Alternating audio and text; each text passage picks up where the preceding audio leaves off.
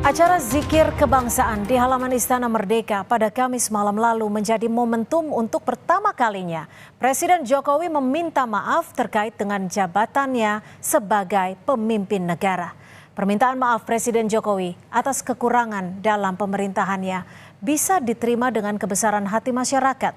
Evaluasi atas kebijakannya tetap perlu dilakukan, alih-alih dimaklumi.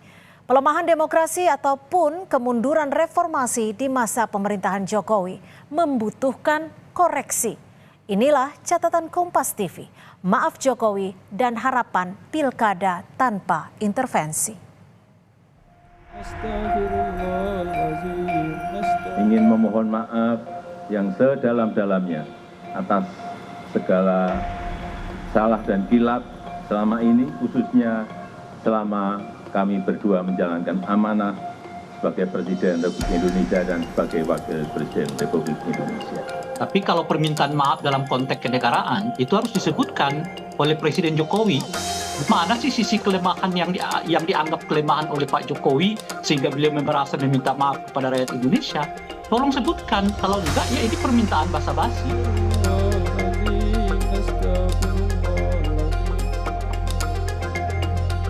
Presiden Jokowi tak kuasa meneteskan air mata saat sesi doa dan zikir yang dibacakan pengasuh salah satu pesantren Sulawesi Selatan, Muhyiddin Tahir. Di tengah acara, Jokowi meminta maaf atas kekurangannya dalam memimpin Indonesia selama 10 tahun ini. Dirinya menyadari, sebagai manusia biasa, ia tidak mampu menyenangkan semua pihak. Harapan semua pihak pun tak mungkin dipenuhi semua. Bahwa sebagai manusia, kami tidak mungkin dapat menyenangkan semua pihak. Kami juga tidak mungkin dapat memenuhi harapan semua pihak. Saya tidak sempurna, saya manusia biasa. Kesempurnaan itu hanya milik Allah Subhanahu wa Ta'ala. Sikap Jokowi ini mendapat apresiasi Partai Amanat Nasional. Menurut PAN, meski mengakui banyak kekurangan dan kealpaan sebagai pemimpin, permintaan maaf Jokowi secara terbuka di hadapan 3.000 lebih peserta yang hadir adalah bentuk sikap seorang negarawan. Beliau mengakui bahwa sebagai seorang kepala negara tetapi juga sebagai seorang manusia biasa tentu bisa berbuat kesalahan. Ini adalah sebuah bentuk kenegarawanan beliau yang mengakui adanya kekeliruan, kekurangan ataupun kesalahan. Berbeda dengan PAN, Partai Kebangkitan Bangsa menilai ada tempat untuk Presiden menyampaikan pertanggungjawaban selama menjabat. Meski PKB yakin masyarakat akan memaafkan, sebagai penerima mandat dari rakyat, Jokowi tetap harus mempertanggungjawabkan janji-janji politiknya. Bersama dengan PKB, partai tempat Jokowi bernaung PDI Perjuangan menilai permintaan maaf Jokowi sudah terlambat. Karena memang semuanya sudah cukup terlambat. Kemunduran demokrasi ini adalah sesuatu hal yang sangat buruk.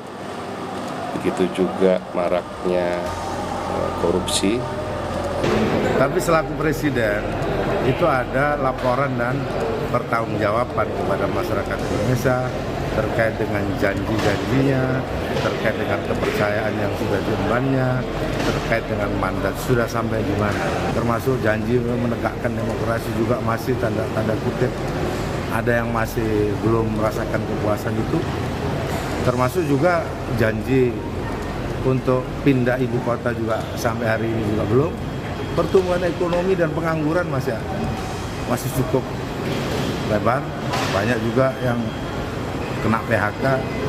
Nah, itu janji pertumbuhan 7% tidak tercapai. Lazimnya, sebuah permintaan maaf mendapat respons yang positif. Namun, timbulnya pro kontra menanggapi maaf Jokowi dinilai pengamat politik BRIN Siti Zuhro disebabkan karena ada catatan ketidakpuasan yang belum dijawab oleh Jokowi selaku presiden. Jadi kalau memang betul ya kepuasan itu sangat mendominasi masyarakat, tentunya tidak perlu ada pro kontra. Ya logikanya. Tidak perlu ada pro kontra. Kalaupun seandainya muncul kontra terhadap sebagian besar yang sangat puas, itu tenggelam biasanya. Keputusan Jokowi yang mengizinkan putra sulungnya Gibran maju dalam kontestasi Pilpres dengan mengubah aturan di Mahkamah Konstitusi menurut Zuhro, meninggalkan noktah merah bagi hukum di Indonesia. Lah itu yang mungkin masih dipertanyakan untuk Pak Jokowi. Karena apa? Yang beredar luas yang dirasakan itu contoh, mengapa kok harus gitu ya, putranya sendiri diusung gitu ya, sementara dari cuman wali kota mendadak langsung seperti itu dengan mengubah umur. Itu contoh. Lah mungkin kalau kita bisa nerima, sebagian besar kita belum. Ini gimana? Dianggap masih memberikan legacy, memberikan satu noktah pada hukum kita, etika kita gitu ya, dan sebagainya. Dan memasuki masa pendaftaran Pilkada serentak bulan Agustus ini, independensi istana kembali diuji. Masuknya nama putra bungsu Presiden Kaisang Pangarep dalam bursa Pilgub Jakarta dan Jawa Tengah memunculkan kekhawatiran sejumlah pihak. Sangat disayangkan bagaimana pesta demokrasi pilkada terbesar pertama kali di Indonesia bukan ditentukan oleh masyarakat dari bawah. Pencalonannya bukan ditentukan oleh hasil survei yang representasi suara dari pemilih di bawah, tapi ditentukan oleh kepentingan yang tidak terkait dengan daerah tersebut oleh pihak-pihak tertentu yang memang sekarang dianggap memiliki kekuasaan lebih. Tarik-menarik kekuatan politik mulai terasa khususnya di Pilkada Jakarta. Tarik ulur koalisi pendukung Prabowo Gibran yang tergabung di dalam KIM disinyalir akan mengusung Ridwan Kamil sebagai calon gubernur.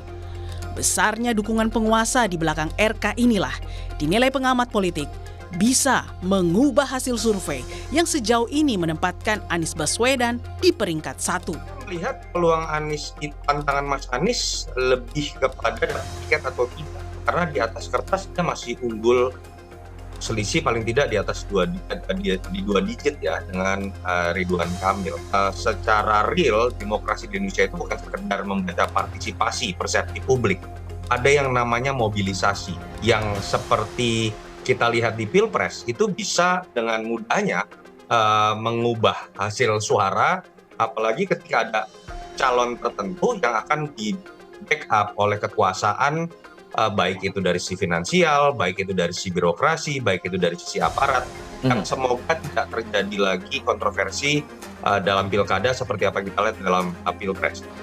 Besarnya kekuatan pemerintah yang tergabung dalam satu koalisi hingga trauma di masa Pilpres membutuhkan komitmen dari Presiden dan jajarannya untuk menjamin pilkada bebas dari cawe-cawe penguasa. Karena tanpa itu, permintaan maaf Jokowi hanyalah basa-basi politik. Tapi kalau permintaan maaf dalam konteks kenegaraan itu harus disebutkan oleh Presiden Jokowi. Kita menyebut ini pemilu terburuk sepanjang era reformasi, baru nggak setuju. Kita menyebut revisi undang-undang KPK itu membuat KPK seperti yang sekarang, dia nggak akan setuju. Kita menyebut dinasti politik yang dilakukan oleh Pak Jokowi itu berbahaya bagi demokrasi, pasti baru juga nggak setuju. Nah, jadi hanya Pak Jokowi ini sekarang dan tentu saja mungkin panel Barus yang tahu mana sih sisi kelemahan yang dianggap kelemahan oleh Pak Jokowi sehingga beliau merasa meminta maaf kepada rakyat Indonesia. Tolong sebutkan, kalau enggak ya ini permintaan basa-basi. Tim Liputan Kompas TV.